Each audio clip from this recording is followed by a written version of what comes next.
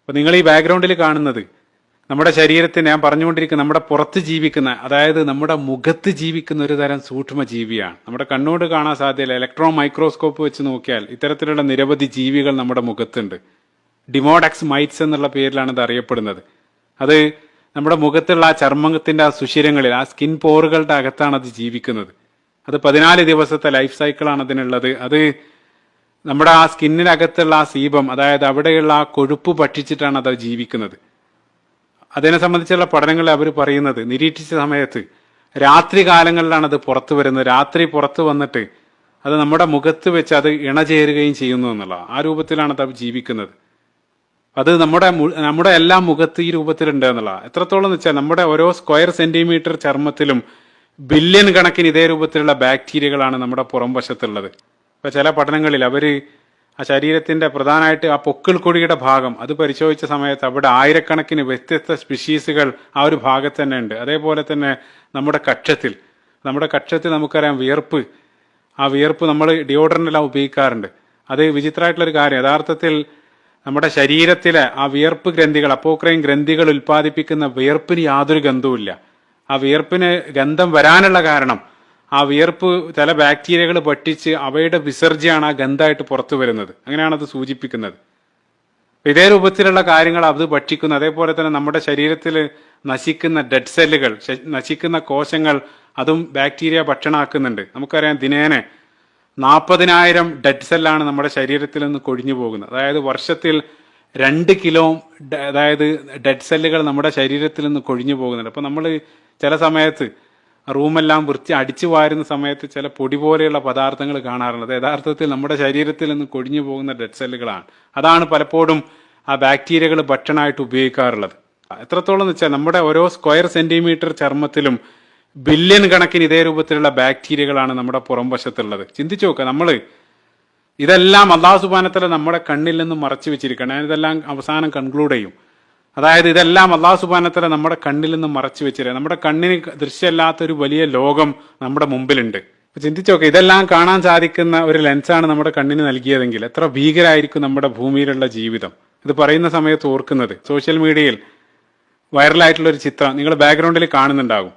ഈ ചിത്രം ഏതെങ്കിലും ഹോളിവുഡ് ഹൊററൊന്നുമല്ല. ഈ ചിത്രം യഥാർത്ഥത്തിൽ ഇത് ഒറിജിനലായിട്ട് ഒരു ഉറുമ്പിന്റെ മുഖം ശക്തമായിട്ടുള്ള ലെൻസ് വെച്ച് അവർ മാഗ്നിഫൈ ചെയ്ത് പകർത്തിയതാണ്. ഇത്ര ഭീകരാണ്.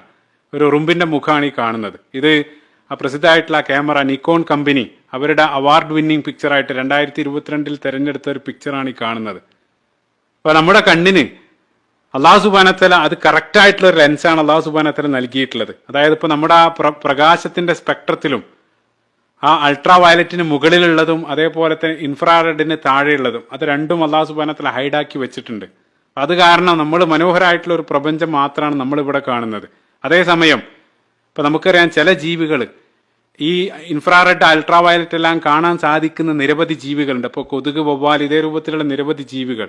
അപ്പൊ അവരുടെ ആ ദൃഷ്ടിയിൽ യഥാർത്ഥത്തിൽ അവർ കാണുന്നത് നമ്മുടെ ആ പ്രപഞ്ചത്തിന്റെ മറ്റൊരു വെർഷനാണ്. സുബ്ഹാനല്ലാഹ്, ചിന്തിച്ചു നോക്കുക. അതായത് ഒരേ ലോകത്തിന്റെ വ്യത്യസ്ത വെർഷനുകളാണ് വ്യത്യസ്ത ജീവികൾ കണ്ടുകൊണ്ടിരിക്കുന്നത്.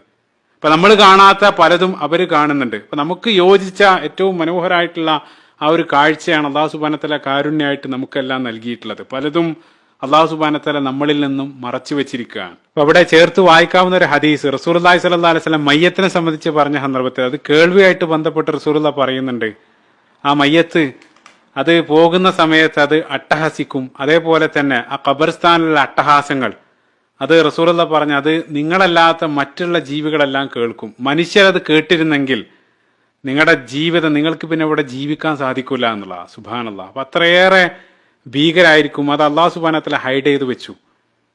അത് അള്ളാഹിന്റെ കാരുണ്യമാണ്. അതേ രൂപത്തിൽ തന്നെ അത് കേൾവി മാത്രമല്ല, ഇതേ രൂപത്തിൽ നിരവധി കാഴ്ചകളും അല്ലാഹു സുബ്ഹാനഹു വ തആല നമ്മളിൽ നിന്ന് മറച്ചു വെച്ചിട്ടുണ്ട്. ഇപ്പൊ എത്രത്തോളം എന്ന് വെച്ചാൽ ഇപ്പൊ അടുത്ത കാലത്ത് വായിച്ചൊരു കാര്യം ഓർക്കുന്നുണ്ട്. ഇപ്പം മരണം പോലും എത്രയേറെ ജീവികളുണ്ട് ഭൂമിയിലുടനീളം, നിരവധി ജീവികൾ. പക്ഷേ ഈ ജീവജാലങ്ങൾ ചത്തു കിടക്കുന്നതെല്ലാം നമ്മൾ വളരെ അപൂർവമായിട്ടേ കാണാറുള്ളൂ.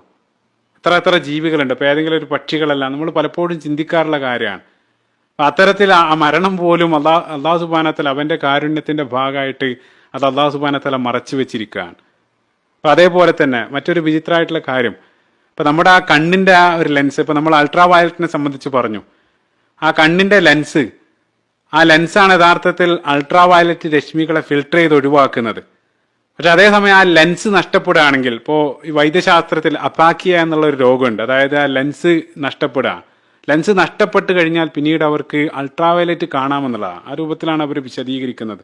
ഞാനിത് അൾട്രാ വയലറ്റിനെ സംബന്ധിച്ചൊന്നും പറയാനല്ല പറഞ്ഞത്.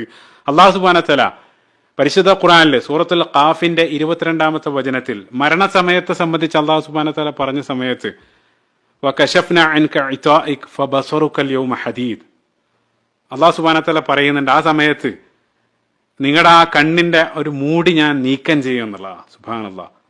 ആ കണ്ണിന്റെ മൂടി നീക്കുന്നതോടുകൂടെ നിങ്ങളുടെ കാഴ്ച അത് ഇരുമ്പിനേക്കാൾ മൂർച്ചയുള്ളതാകും. കാരണം എന്താണെന്ന് വെച്ചാൽ നമ്മൾ അത്രയും കാലം കാണാതിരുന്ന ആ മലക്കുകളുടെ ലോകം, അത്തരത്തിലുള്ള ദൃഷ്ടികൾ, അതായത് പുതിയൊരു ലോകം നമ്മൾ കാണുമെന്നുള്ളതാണ്. അത് യഥാർത്ഥത്തിൽ ഇപ്പൊ നമ്മൾ ജീവിച്ചു കൊണ്ടിരിക്കുന്ന ആ ലോകത്ത് തന്നെ ഇതേ രൂപത്തിൽ നിരവധി, ഞാൻ നേരത്തെ വെർഷനുകളെ സംബന്ധിച്ച് പറഞ്ഞു, നമുക്ക് കാണാത്തതായിട്ട് പലതും മലക്കുകൾ ജിന്നുകളെല്ലാം അള്ളാഹു സുബ്ഹാനഹു വ തആല ഹൈഡ് ചെയ്ത് വെച്ചതാണ്. ഏതുപോലെ എന്ന് വെച്ചാൽ ഇതേ രൂപത്തിൽ നിരവധി ജീവികളെ അള്ളാഹു സുബ്ഹാനഹു വ തആല മറച്ചു വെച്ചതുപോലെ തന്നെ. ഇനി അവസാനമായിട്ട് ഈ ഒരു വിഷയം പഠിക്കാനുണ്ടായ ഒരു പ്രചോദനം കൂടെ സൂചിപ്പിക്കുകയാണ്.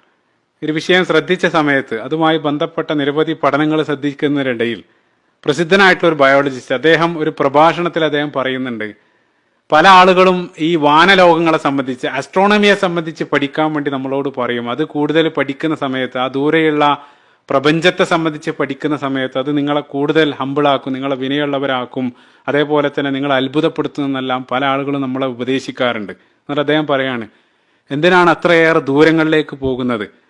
നിങ്ങൾ ഏറ്റവും ഹമ്പിളാക്കാൻ നിങ്ങൾ ദൂരങ്ങളിലേക്ക് പോകേണ്ടതില്ല, നിങ്ങൾ നിങ്ങളുടെ സ്വന്തം ശരീരത്തിലേക്കൊന്ന് നോക്കിയാൽ മതി. അതാണ് അദ്ദേഹം പറഞ്ഞത്. യഥാർത്ഥത്തിൽ അയാളുടെ ആ വിശദീകരണം അത് തന്നെയാണ് പരിശുദ്ധ ഖുർആനിൽ അള്ളാഹു സുബ്ഹാനഹു വ തആല സൂറത്ത് ദാരിയാത്തിൽ ആദ്യം അള്ളാഹു സുബ്ഹാനഹു വ തആല ഫിൽ അർളി ആയാത്തുൽ ലിൽ മൂഖിനീൻ, നിങ്ങൾക്ക് ഭൂമിയിൽ നിരവധി ദൃഷ്ടാന്തങ്ങളുണ്ട്, അത് പറഞ്ഞതിന് ശേഷം അടുത്ത ആയത്തിൽ 22-ാമത്തെ ആയത്തിൽ അള്ളാഹു സുബ്ഹാനഹു വ തആല പറയാണ്, നിങ്ങൾ ഭൂമിയിലേക്കൊന്നും പോകേണ്ടതില്ല, ഞാൻ തുടക്കത്തിൽ ഓതി വെച്ച ആയത്ത് വഫി അംഫുസിക്കും അഫലാ തുബ്സിറൂൻ, നിങ്ങളിലേക്ക് തന്നെ നോക്കുക, നിങ്ങൾക്കതിൽ ധാരാളം ദൃഷ്ടാന്തങ്ങളുണ്ട് എന്നുള്ള. അപ്പൊ ഇത്തരം ദൃഷ്ടാന്തങ്ങൾ കാണാനും അള്ളാഹു സുബ്ഹാനഹു വ തആലയുടെ ആ സൃഷ്ടി വൈഭവം അത് കൂടുതൽ മനസ്സിലാക്കി ആ സൃഷ്ടാവിനോട് കൂടുതൽ അടുക്കാനും അവന്റെ ആ നിയമകൽപ്പനകളെല്ലാം ജീവിതത്തിൽ കഴിയുന്നത്ര പാലിച്ച് ജീവിക്കാനും നാളെ ആ സ്വർഗ്ഗലോകത്തിൽ ഒരുമിക്കാനുള്ള സൗഭാഗ്യം നമുക്ക് ഏവർക്കും നൽകി അനുഗ്രഹിക്കുമാറാകട്ടെ. അല്ലാഹുമ്മ ആമീൻ.